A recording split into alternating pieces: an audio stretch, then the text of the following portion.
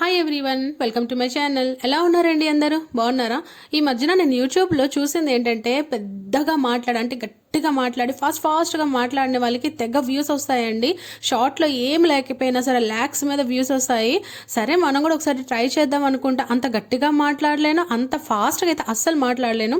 ఎక్కడో చాలా దగ్గరలో ఏంటంటే రాసి పెట్టుకోవాలి మనం ముందే అనుకుంటారు. బట్ రాసి పెట్టుకోవాలంటే ఇంకా చిన్నపిల్లలమా చెప్పండి, రాసేసి అది చూస్తూ చదువుతూ ఇటు వీడియో అంటే కష్టం కదా.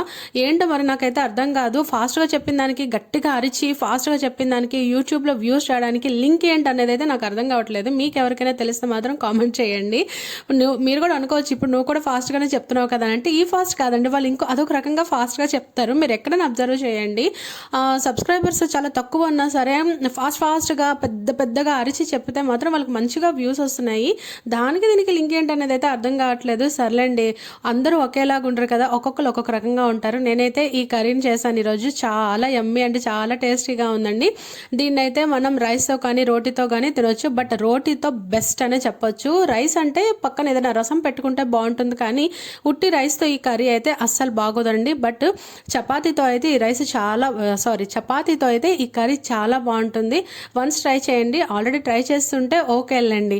అండ్ వెళ్ళే ముందు ఒక్కసారి లైక్ చేసి సబ్స్క్రైబ్ చేసి సపోర్ట్ అయితే చెయ్యండి.